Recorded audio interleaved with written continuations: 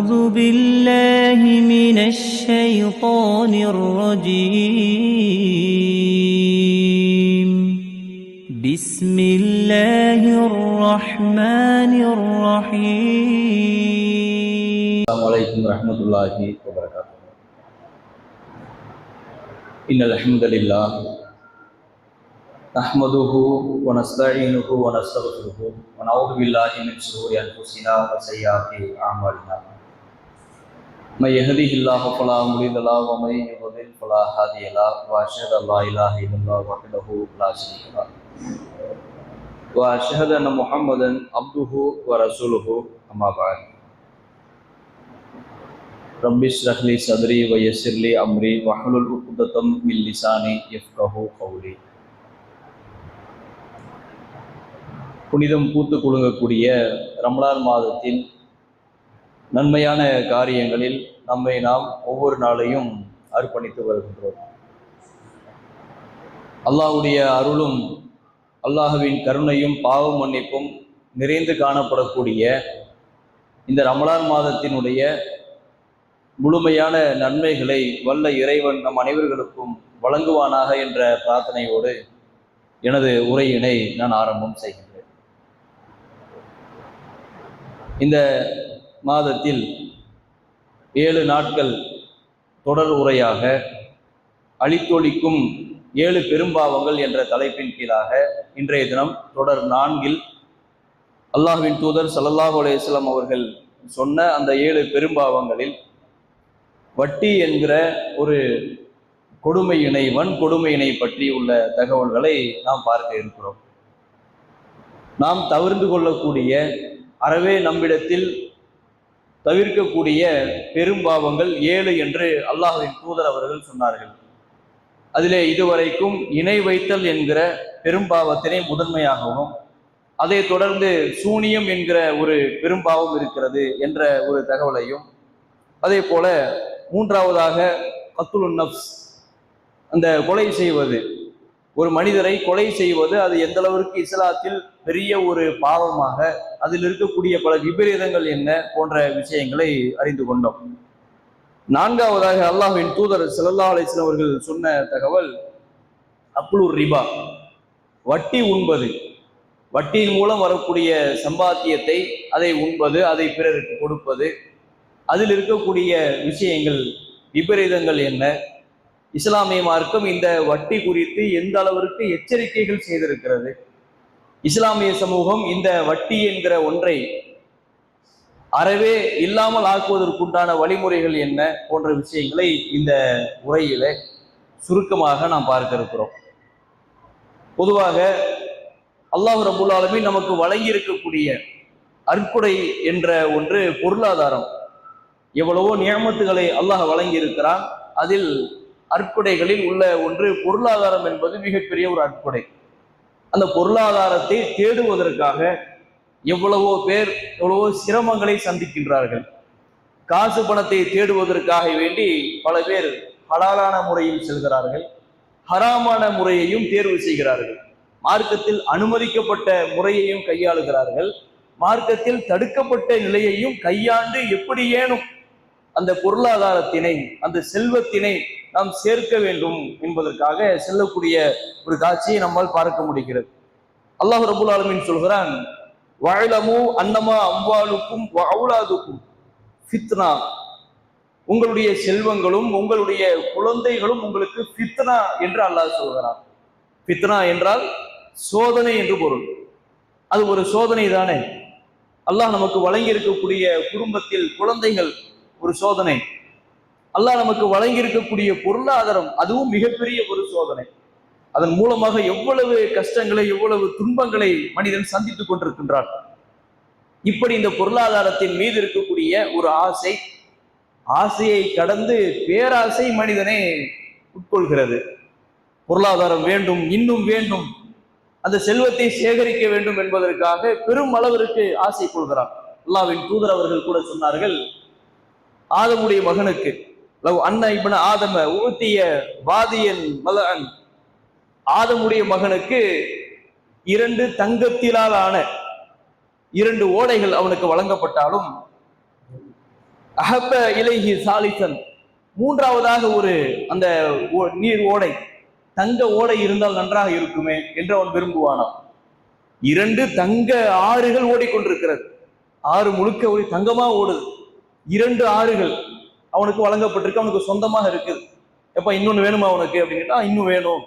மூன்றாவது ஒரு தங்க ஓடை இருந்தால் நன்றாக இருக்குமே என்று அவனுடைய நப்சு, அவனுடைய அந்த உள்ளம் என்ன செய்யும், அதையும் விரும்பக்கூடியதாக இருக்கிறது. இதுதான் ஆதமுடைய மகனுடைய பேராசை. பொருளாதாரத்தின் மீது இருக்கக்கூடிய பேராசை, செல்வத்தின் மீது இருக்கக்கூடிய பேராவல் என்று இஸ்லாம் சொல்லி காட்டுகிறது. சொல்லிவிட்டு அல்லாஹ்வின் தூதர் சொல்றாங்க, இந்த ஆதமுடைய மகனை வலா யஸ்துது ஜௌஃபை இப்ன ஆதம இல்ல துராப், இந்த ஆதமுடைய மகனுடைய வாயை மண்ணை தவிர வேற எதுவும் நிரப்பாதுங்கிறாங்க. மண்ணை எடுத்து சாப்பிடுறாங்கிற மாதிரி மண்ணு தான் உன்னுடைய வாயை நிரப்பும், வாயில மண்ணை தான் போடணுங்கிற அளவிற்கு அல்லாஹ்வின் தூதர் ஸல்லல்லாஹு அலைஹி வஸல்லம் அவர்கள் இந்த இடத்துல கடுமை காட்டுகிறார்கள். அப்ப செல்வத்தின் மீது இருக்கக்கூடிய பேராசை, அந்த செல்வத்தை பெறுவதற்காக மனிதன் பாடுபடுகிறான், தவறான வழியை நோக்கி செல்கிறான். அதில் உள்ள ஒரு விஷயம்தான் இந்த வட்டி என்கிற ஒன்றின் மூலம் சமூகத்தை வாட்டி வதைக்கக்கூடிய ஒரு பெரும் ஒரு வன்கொடுமையாக இருக்கக்கூடிய ஒன்று இந்த வட்டி என்பது. இஸ்லாத்தில் வியாபாரம் ஹலால், வட்டி ஹராம். வட்டியினுடைய தண்டனை நரகம், நிரந்தர நரகம் என்று இஸ்லாமிய மார்க்கம் சொல்லி காட்டுகிறது. ஒரு பொருளை வாங்குவதற்காக, ஒரு வீட்டை கட்டுவதற்காக, ஒரு வாகனத்தை வாங்குவதற்காக, ஒரு செல்போனை வாங்குவதற்காக, இப்ப மனிதன் ஆசைப்படக்கூடிய ஒன்றை பெறுவதற்கு எந்த வழியிலையும் செல்வதற்கு மனிதன் தயாராகி கொண்டிருக்கிறான். நாம் வாழ்ந்து கொண்டிருக்கக்கூடிய இன்றைய சமூகம் பொருளாதாரத்தை அதை வைத்து எப்படி வியாபாரம் செய்யலாம், எப்படி மக்களிடத்தில் அதை கொண்டு செல்லலாம், கெட்டதை நல்லதாக கொண்டு செல்லக்கூடிய வகையில இன்றைக்கு நிறைய வேலைப்பாடுகள் நடந்து கொண்டிருக்கிறது வட்டியின் பெயரால். வட்டி என்கிற பெயரை சொன்னால் மக்கள் வாங்க மாட்டார்கள், முஸ்லிம்கள் குறிப்பாக வாங்க மாட்டார்கள். அந்த வட்டியை இஎம்ஐ என்ற ஒரு பெயரால், குறைந்த சதவீத வட்டி என்கிற பெயரால், அதே போல வேறு கிரெடிட் கார்டு என்கிற ஒரு பெயரால் என்ற அடிப்படையில எந்த வட்டியும் இல்லை, 0% வட்டி என்கிற மாதிரியான பெயரின் மூலமாக எல்லாம் மக்களுக்கு எடுத்துக்கொண்டு செல்கிறார்கள். இதை எப்படியும் அதை இந்த ப்ராஜெக்டை வாங்க மாட்டானா, இந்த ப்ராடக்டை வாங்க மாட்டானா என்ற அடிப்படையில வட்டியை மறைத்து அதை பூசி மெழுகி என்ன செய்யறான், மக்களிடத்திலே கொண்டு செல்கின்றான். வட்டி தொட்டி எங்கும், கிராமப்புறங்களில், விவசாயிகளிடத்தில் என்று பல்வேறு இடங்களில் இதை மக்களுக்கு மத்தியிலே விளம்பரப்படுத்தி கொண்டிருக்கிறார். பல இடங்கள்ல நோட்டீஸ்களை கொடுத்து விளம்பரம் பண்றது, வாகனத்தின் மூலமாக விளம்பரம் செய்வது. ஒரு வீடியோவை பார்த்து கொண்டிருப்போம், அதுல இந்த வட்டி சம்பந்தப்பட்ட விளம்பரங்கள் வருவது மக்களை மடைமாற்றம் செய்து மக்களை முட்டாளாக்கக்கூடிய காரியமாக இது பார்க்கப்படுகிறது. அல்லாஹ் ரப்பல் ஆலமீன் திருமறை குர்ஆனிலே சொல்லி காட்டுகிறான், யதி அலன் நாசி ஜமானும், மக்களிடத்தில் ஒரு காலம் வரும். அந்த காலம் எப்படிப்பட்டதாக இருக்கும் என்றால், ஹலாலா ஹராமா என்ற ஒன்றை தான் சம்பாத்தியம் செய்கின்ற விஷயத்தில் ஹலால் எது ஹராம் எது என்பதை பார்க்காமல் ஒருவன் இருப்பான். அப்படிப்பட்ட ஒரு காலம் வரும். தான் சம்பாதித்தது ஹலாலா அதை கவனிக்க மாட்டான், தான் சம்பாதித்தது ஹராமா அதையும் கவனிக்க மாட்டான். நமக்கு கிடைக்குதா இல்லையா, அந்த பொருளாதாரம் கிடைக்கின்றது, அது ஹலால், அது தேவையில்லைப்பா, அது ஹராமா இருக்கும், அதை கவனிக்க தேவையில்லை, கிடைக்குதா இல்லையா என்ற ஒரு காலம் வரும் என்று அல்லாஹ்வின் தூதர் அவர்கள் அன்றைக்கே சொல்லியிருக்கிறார்கள். அப்படிப்பட்ட ஒரு காலம் இன்றைக்கு நாம் சந்தித்துக் கொண்டு தான் இருக்கிறோம். சர்வ சாதாரணமாக அல்லாஹ் வழங்கி இருக்கக்கூடிய இந்த பொருளாதாரத்தை வட்டியின் மூலமாக ஒரு பொருளை வாங்குவது, வட்டியின் மூலமாக ஒரு பொருளை விற்பது, பல விஷயங்களை பார்க்கிறோம். அல்லாஹ் ரப்பல் ஆலமீன் அதை பற்றி எப்படி எச்சரிக்கை செய்யறான் தெரியுமா? யம்ஹகுல்லாஹு ரிபா வ யுர்பி ஸதகாத். அல்லாஹ் சொல்கிறான், இந்த வட்டியை அல்லாஹ் அழிக்கின்றான், வியாபாரத்தை அல்லாஹ் என்ன செய்கிறான், தர்மமாக அதை வைக்கின்றான். தர்மத்தை அல்லாஹ் வளர்க்கிறான், வட்டியை அழிக்கின்றான். வட்டி வாங்குபவன் அழிந்தான், வட்டியை எல்லாம் அழிக்கின்றான். பார்க்கின்ற பொழுது அதை பெருகுவது போல தெரியும். வட்டியின் மூலமாக பொருளாதாரத்தை வாங்குவது, கடன் என்ற விஷயத்தை தாண்டி வட்டியின் மூலமாக ஒரு பொருளை வாங்கி வீடு முழுக்க நிறைய பொருட்களாக காட்சி அளிக்கும். வரக்கத்தான் இருக்குதுப்பா, கடன் கேட்டு பார்த்தோம் கிடைக்கல, வட்டியின் மூலமாக கேட்கின்ற பொழுது நமக்கு கிடைத்து விட்டது. வீட்டுல நிறைய பொருட்களை வாங்கி போட்டாச்சு, இன்னும் என்னென்ன தேவை இருக்கிறதோ அத்தனையுமே நம்ம வாங்கி பறக்கத்தான் இருக்குது, வளர்வது போல தெரியும். அல்லாஹ் சொல்லக்கூடிய ஒரு வசனம் அது ஒரு காலத்திலையும் பொய்யாகாது. அல்லாஹ் சொல்கிறான் இது அழியும் என்கிறான். ரிபா, வட்டி என்பது அழியக்கூடியது, வட்டியை அல்லாஹ் அழிக்கின்றான். அழிந்து நாசமாக கூடிய ஒரு விஷயம்தான் வட்டி என்பது. எத்தனை சமூகம், எத்தனை முஸ்லிம்கள் இதன் காரணமாக தற்கொலைக்கு செல்கின்றார்கள். இந்த உலகத்தில் வாழ்வது என்பது கேள்விக்குறியாக இருக்கக்கூடிய ஒன்று. இந்த வட்டி என்கிற ஒன்று மனிதனை தள்ளக்கூடியதாக இருக்கிறது. அல்லாஹ் கடுமையாக கோபப்படக்கூடிய ஒரு விஷயம் இந்த விஷயம்தான். பொருளாதார விஷயத்துல அல்லாஹ் அனுமதித்த ஒன்றை ஹராமாக்குவதோ, அல்லாஹ் ஹராமாக்கிய ஒன்றை ஹலால் ஆக்குவதோ மார்க்கத்தில் கூடாது. அல்லாஹ் ஹலாலுங்கிறானா அதை எடுத்துக்க, அல்லாஹ் ஹராமுங்கிறானா அதிலிருந்து தவிர்ந்து கொள். அல்லாஹ் தடுத்ததை ஒருவன் ஹலால் ஆக்குகிறான் என்றால், சில பேர் பேசுறாங்க, என்ன இது வியாபாரம் மாதிரி தானே, அல்லாஹ்வும் அது திருக்குறான்ல சொல்றான். இறை மறுப்பாளர்கள் சொன்ன விஷயத்தை அல்லாஹ்வும் சொல்லி காட்டுகின்றான். வட்டி என்பது வியாபாரத்தை போன்றுதானே. வியாபாரத்தில் எப்படி நம்ம லாபம் பார்க்கிறோம்? 100 ரூபாய்க்கு ஒரு பொருளை வாங்கி கொண்டு வந்து வேறு ஒரு நபரிடத்துல விற்கின்ற பொழுது 120 ரூபாய்க்கு விற்கிறோம், வியாபாரம் இது. அதே மாதிரி 100 ரூபாய்க்கு ஒரு இடத்துல வாங்கி கொண்டு கூடுதலாக திருப்பி தருகின்ற பொழுது 120 தான் நம்ம கொடுக்கிறோம். ரெண்டும் வியாபாரத்தை போன்றுதானே என்கிற மாதிரியான விஷயத்தை அன்றைக்கே சொன்னார்கள். ஆனால் வளர்வது போல தெரியும். அல்லாஹ் ரப்பல் ஆலமீன் இதை தடுத்திருக்கிறான், இதை ஹராம் என்று சொல்லி காட்டுகிறான். எந்த அளவிற்கு என்றால், அல்லாஹ்வின் தூதர் ஸல்லல்லாஹு அலைஹி வஸல்லம் அவர்கள் கண்டிக்கின்றார்கள். லஅன ரசூலுல்லாஹி ஸல்லல்லாஹு அலைஹி வஸல்லம் ஆக்கிலர் ரிபா வ மூக்கிலஹு வ காத்திபஹு வ ஷாஹிதைனி ஹும் சவாஉன் என்று அல்லாஹ்வுடைய தூதர் அவர்கள் சொல்கிறார். வட்டி வாங்குபவன், வட்டி கொடுப்பவன், அதை உண்பவன், வட்டிக்கு சாட்சியாக இருவர்கள் இருக்கிறார்களே, ஹும் சவாஉன், இவர்கள் அனைவர்களும் சமமானவர்கள், பாவத்தில் சமமானவர்கள் என்று சொல்லப்படுகிறது. எப்படிப்பட்ட வார்த்தை! அல்லாஹ் சபிக்கிறான் என்றால், அல்லாஹ் சபித்து விட்டான் என்றால் இந்த உலகத்துல ஒருவன் வாழ முடியுமா? ஒரு முஸ்லிம் வாழ முடியுமா? வட்டி வாங்கக்கூடிய ஒரு முஸ்லிமை பற்றி இஸ்லாம் சொல்கிறது, அவன் அழிந்தான், அவன் நாசமடையட்டும், அல்லாஹ் அவனை சபிப்பானாக என்று ரசூல் ஸல்லல்லாஹு அலைஹி வஸல்லம் பிரார்த்தனை செய்கிறார். யாரை?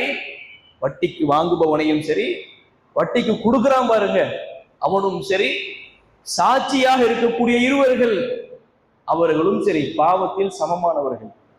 இல்லப்பா நான் தான் கொடுக்கலையே, நான் தான் வட்டி வாங்கலையே, சாட்சிக்கு தான்ப்பா போயிட்டு வந்தேன், இன்னார் இடத்தில் வட்டி வாங்குங்கள், அன்னார் இடத்தில் வட்டி வாங்குங்கள், அவர் வட்டிக்கு கொடுப்பாரு, இவரு வட்டிக்கு நிறைய கொடுப்பாரு, இவர்கிட்ட போகாதீங்க, இவர்கிட்ட போனீங்கன்னா கொஞ்சம் குறைந்த வட்டி, இவர்கிட்ட வாங்கிக்கிறங்க என்று வழிகாட்டினாலும் நிரந்தர நரகத்தில் தள்ளப்படுவார்கள். அவர்கள் நரகவாசிகள். ஹும் ஃபீஹா காலிதூன், அவர்கள் நிரந்தரமாக நரகத்தில் இருப்பார்கள். அல்லாஹ்வுடைய வசனம் இது. இப்படிப்பட்ட எச்சரிக்கையான வாசகங்கள். முஸ்லிம்களுக்கு இது ஹராம் என்று தெரியாதா? இது தவறு என்று தெரியாதா? பெரும் பாவம் என்று தெரியாதா? பலர் சொல்கிறார்கள், நாம் என்ன செய்வது, வேறு வழி இல்லையே, ஒரு பொருளை நம்ம வாங்குறதாக இருந்தா கடன் கொடுப்பதற்கு, பெரும் பொருளாதாரத்தை தருவதற்கு மக்கள் இல்லை, இன்றைக்கு இல்லை. அது போல வட்டியின் மூலமாக பெறுகின்ற பொழுது நமக்கு உடனடியாக ஒரு 1 லட்சம் ரூபாய், 2 லட்சம் ரூபாய் கிடைக்கின்றதே, மாத வட்டி இவ்வளவு, அதை கட்டி கொண்டு சென்று விடலாமே, முழுமையாக நமக்கு பொருளாதாரம் கிடைக்கின்றதே என்று வாங்குகிறார்கள். ஆனால் அதில் உள்ள விபரீதத்தை பார்க்க வேண்டும். வேறு வழி இல்லை என்று சொல்லப்படுகிறது, உயிர் சென்று விடுமா? ஒரு மனிதன் நிர்பந்தத்திற்கு உள்ளாக்கப்படுகின்ற பொழுது அல்லாஹ் தடுத்ததை ஹலாலாக்கி கொள்ளலாம். அந்த நிர்பந்தம் உயிர் செல்கிறது என்ற ஒரு நிலை, அதுதான் நிர்பந்தம். வாகனம் இல்லாமல் வாழ முடியாதா? வீடு இல்லாமல் இருக்க முடியாதா? சொத்துக்கள் இல்லாமல் நம்மால் வாழ முடியாதா? ஃப்ரிட்ஜ் இல்லாமல் நம்மால் இருக்க முடியாதா? முஸ்லிம்களை பார்க்கிறோம், ஒரு சின்ன சின்ன பொருட்களை வாங்குவதற்கு கூட இந்த வட்டியை பயன்படுத்திக் கொள்கிறார்கள். எவ்வளவு கந்துக்காரர்கள், எவ்வளவு கந்து அட்டைகள் வீடுகளிலே அடுக்கி வைக்கப்பட்டிருக்கிறது. வாரம் வரம் ஒவ்வொரு நாளும் வீட்டிற்கு வெளியே வந்து நிற்கிறாங்க. 10-20 கந்துக்காரர்கள் வீட்டிற்கு வந்து சென்று கொண்டிருந்தால் நிலை என்ன, பார்ப்பவர்கள் என்ன நினைப்பார்கள்? யோசிச்சு பாருங்க. ஒரு முஸ்லிமுடைய மானம் போகாதா? ஒரு முஸ்லிமுடைய மரியாதை செல்லாதா?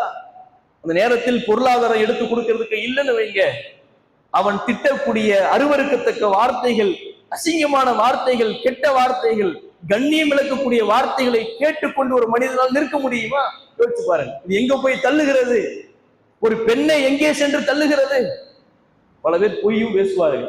கந்துகாரன் வரான்னு வைங்களேன், அந்த இடத்துல ஓடு, ஓட்டமிடு என்று வெளியே செல்லுவது, குழந்தைகள் இடத்துல வீட்டுல இல்ல, அப்பா வீட்டுல இல்லைன்னு சொல்லி அனுப்புவது, இப்படிப்பட்ட ஒரு நிலை, பொய் பேசுவதற்கு உண்டாக தள்ளக்கூடிய ஒரு நிலையாகவும் வட்டி என்கிற ஒன்று இருக்கிறது. அல்லாஹ் எதை தடுத்திருக்கிறானோ அது நிறைய நன்மைகள் இருக்கிறது. யோசிச்சு பாருங்க. அல்லாஹ் இதை சும்மாவாத ஹராமுங்கிறான். மறுமை நாளில் இப்படிப்பட்டவர்கள் எப்படி எழுவார்கள் தெரியுமா? வட்டியை அனுமதித்தவர்கள், வட்டி வாங்கி உண்பவர்கள் மறுமை நாளில் ஷைத்தான் தீண்டியவனை போல பைத்தியமாக எழுவார்களாம். பைத்தியத்தை போல எழுப்புவார்கள். ஏன்னா வட்டி வாங்கக்கூடியவர்களுடைய வியாக்கியானம், அவர்கள் சொல்லக்கூடிய விஷயங்கள்லாம் என்ன? இது தவறு இல்லை பாய், குறைந்த வட்டி தானே, என்ன செய்வது? இன்றைக்குள்ள காலம் அப்படி. வீடு லோன்ல தான் கட்டணும், ஒரு வாகனம் லோன்ல தான் வாங்கணும், ஒரு பொருள் இதுல என்ன இருக்கிறது, இஎம்ஐல வாங்கிக்கலாம், தவறு இல்லையே என்ற நிலைக்கு இவன் பைத்தியமாக தெரிகிறான் என்றால், அதே நிலையில் தான் நாளை மறுமை நாளிலேயும் பைத்தியமாக எழுப்பப்படுவார். அல்லாஹ் காப்பாற்ற வேண்டும். அந்த நிலையில் இருந்து ஒட்டுமொத்த மக்களும் அல்லாஹ்விற்கு முன்னால் நின்று கொண்டிருக்க, தலைக்கு அருகாமையில் சூரியன் வந்து நின்று கொண்டிருக்க, அரசுடைய நிழலை தவிர நிழலே இல்லாத சூரியனுடைய வெப்பத்தில் தத்தளித்துக் கொண்டிருக்கக்கூடிய அந்த நேரத்தில் ஒரு மனிதன் எழுப்பப்படுவான், பைத்தியமாக எழுந்து நிற்பான். அவனை மக்கள் அறிந்து கொள்வார்கள், இந்த பாய் வட்டி வாங்கி இருக்கிறாரு, இந்த அம்மா வட்டி வாங்கி இருக்குது, அதனாலதான் பைத்தியம் மாதிரி எழுந்து நின்றிருக்கிறது. மக்களுக்கு முன்னால் பெரும் அசிங்கம் இருக்கிறது. அல்லாஹ் காப்பாற்ற வேண்டும். அது மாதிரியாக நிறைய முஸ்லிம் சமுதாயம், நிறைய சகோதரர்கள் இதன் காரணமாக தற்கொலைக்கு உள்ளாகுகிறார்கள். அதுல குறிப்பா விவசாயிகள் கடன் தொல்லையால் ரொம்ப சிரமப்பட்டு அவர்களும் இது போன்ற வட்டியின் மூலமாக சென்று அதை அடைக்க முடியாமல் தற்கொலைக்கு உள்ளான விவசாயிகள் எத்தனை பேர். அதே போல ஒரு குடும்பத்துல கணவனும் மனைவியும் குழந்தைகளை கூட விஷத்தை கொடுத்து கொன்று மரணிக்கக்கூடிய காட்சியை பார்க்கலாம். கொலை செய்யக்கூடிய, தண்ணீர்ல கிணத்துல குதிக்கிறான், முதல்ல குழந்தைகளை தள்ளி விடுறான், அதன் பிறகு இவன் தாயும் தந்தையும் கிணத்துல குதித்து மரணிக்கிறார்கள், தற்கொலை செய்து கொள்கிறார்கள். காரணம் என்ன? இந்த வட்டி கொடுமை. இந்த பொருளாதாரத்தை அடைக்க முடியல. 10,000 ரூபாய் கடன் வாங்கியிருப்பான், 1 லட்சம் ரூபாய் கடன் வாங்கியிருப்பான். அந்த 1 லட்சம் ரூபாயை அசலை தாண்டி வட்டியை மட்டுமே அடைத்துக் கொண்டிருக்கக்கூடிய காலங்கள் சென்று கொண்டே இருக்கும். அதை அடைக்க முடியாத ஒரு சூழல் அவனை கழுத்திற்கு நெருக்கத்திற்கு வருகின்ற பொழுது என்ன செய்வது என்று தெரியாமல் இரவிலே தூக்கம் வராது. அடுத்த நாள் என்ன செய்ய வேண்டும், அடுத்து என்ன செய்ய வேண்டும், செத்து போயிடுவோம், தற்கொலை செய்து கொள்ளலாம். பச்சிலம் குழந்தையை கூட கிணற்றிலே தள்ளி கொலை செய்யக்கூடிய ஒரு நிலையை பார்க்கலாம். உலகத்துல வாழ வேணாம், செத்துருவோம்.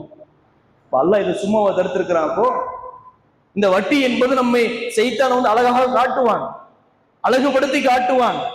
ஆடம்பரமாக இருக்கும் பொருளாதாரம், அடுத்தால் கேட்கக்கூடிய நேரத்தில் எல்லாம் நமக்கு பொருளாதாரம் வந்து கொண்டிருக்கிறது, அழகு போன்று தெரியும். ஆனால் அதில் உள்ள விபரீதம், அதில் உள்ள பின் விளைவு கடும் மோசமானது. அல்லாஹ் காப்பாற்ற வேண்டும். அல்லாஹ்வுடைய தூதர் ஸல்லல்லாஹு அலைஹி வஸல்லம் அவர்கள் எந்த அளவுக்கு இதை தடுத்திருக்கின்றார்கள். வாங்குபவன், கொடுப்பவன், சாட்சி கையெழுத்து போடுபவன் உட்பட காலிதன் முஹல்லதன் ஃபீஹா அபதா, அவர்கள் என்றென்றும் நரகத்தில் நிரந்தரமாக இருப்பார்கள் என்கிற ஒரு எச்சரிக்கைகளை சொல்லிவிட்டு சென்றார்கள். அந்த அளவிற்கு அல்லாஹ்வும் திருமறை குர்ஆனிலே சொல்லி காட்டுகிறான், யா அய்யுஹல்லதீன ஆமனு இத்தகுல்லாஹ், நம்பிக்கை கொண்டவர்களே அல்லாஹ்வை அஞ்சிக் கொள்ளுங்கள், வதரு மா பக்கிய மினர் ரிபா, வரவேண்டிய வட்டியை நீங்கள் விட்டுவிடுங்கள், இன் குன்தும் முஃமினீன், நீங்கள் இறை நம்பிக்கையாளர்களாக இருந்தால் வரவேண்டிய வட்டியெல்லாம் விட்டுருங்க.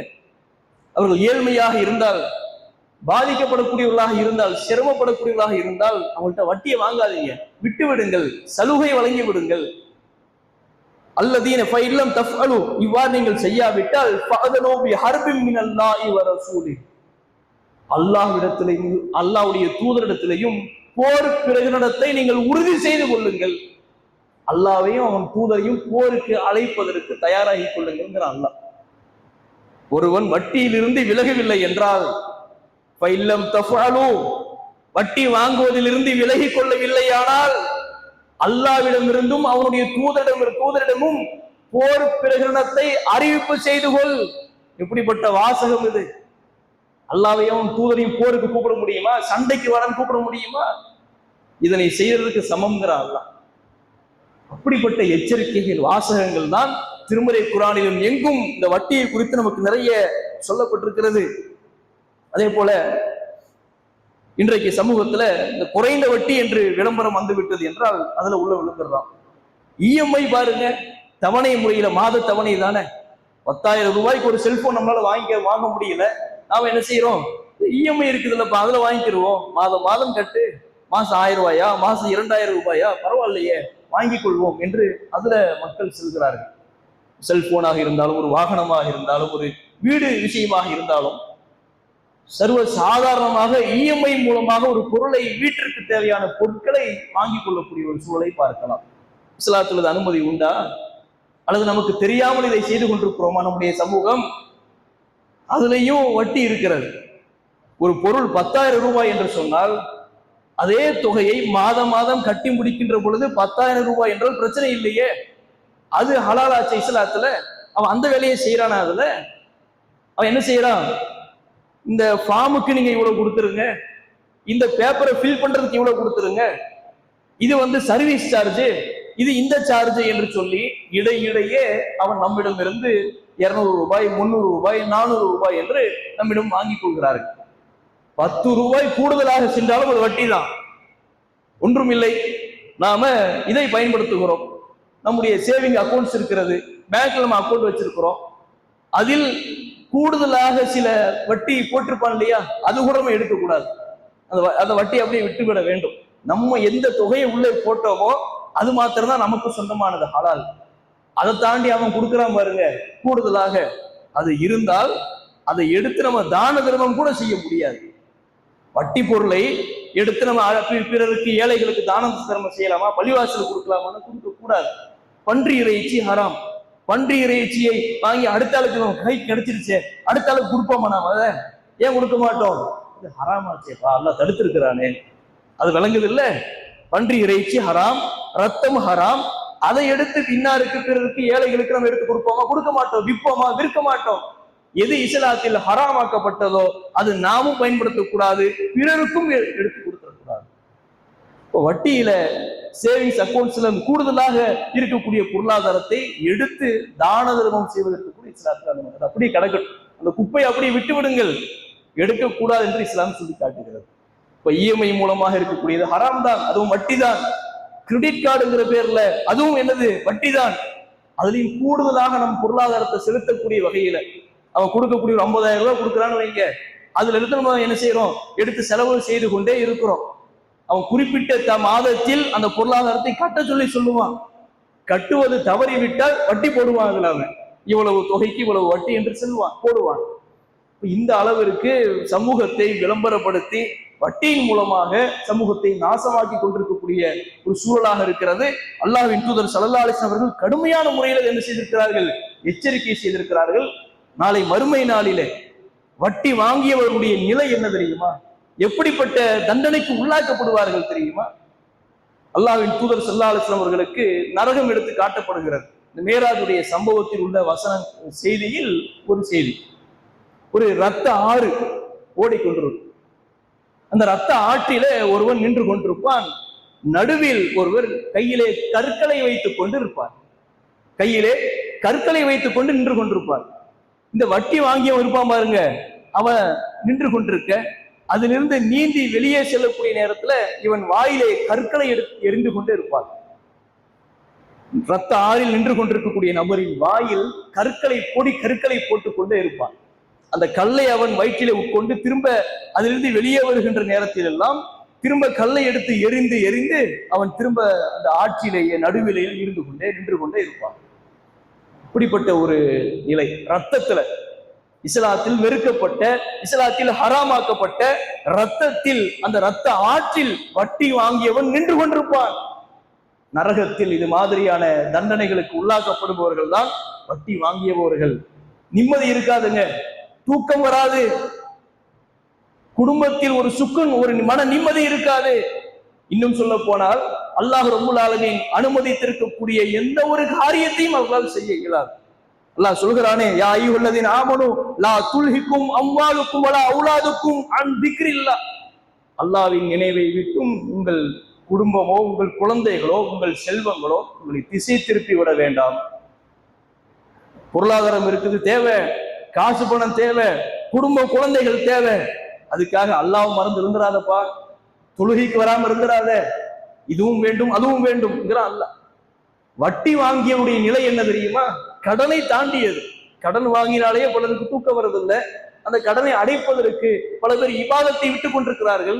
வட்டி வாங்கியவன் இன்னும் கூடுதல் சுமை, இன்னும் கூடுதலான நேரங்களை எடுத்துக்கொண்டு குடும்பத்தை மறந்துடுறான், குழந்தைகளை மறந்து விடுகிறான், உறவுகளை மறந்து விடுகிறான், நிம்மதியை இழந்து விடுகிறான். கடைசியில் அவருடைய வாழ்க்கை முழுக்க முழுக்க உழைப்பு, வியாபாரம், பொருளாதாரம் என்று அல்லாஹ்வை மறந்து வாழக்கூடிய ஒரு சூழலை பார்க்கிறோம். அல்லாஹ் இதிலிருந்து நம்மை காப்பாற்ற வேண்டும் என்றால் அல்லாஹ் அனுமதித்த வகையில் ஹலாலான முறையில் நம்முடைய பொருளாதாரத்தை நாம் ஈட்ட வேண்டும்.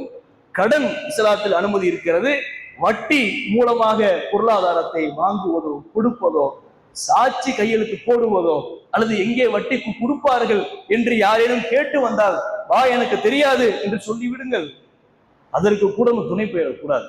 இஸ்லாமிய மார்க்கம் இது பெரும்பாவங்களில் உள்ள ஒரு விஷயம் என்று சொல்லி காட்டுகிறது. அப்படிப்பட்ட பெரும்பாவங்களில் இருந்து அல்லாஹ் ரப்பல் ஆலமீன் நம் அனைவர்களையும் தவிர்த்து இருக்க சொல்லக்கூடிய வகையில் நம் அனைவர்களுக்கும் அருள் புரிவானாக என்று சொல்லி என்னுடைய உரையினை முடித்துக் கொள்கிறேன். வாஹ்தா வ அனில் அல்ஹம்துலில்லாஹி ரப்பில் ஆலமீன்.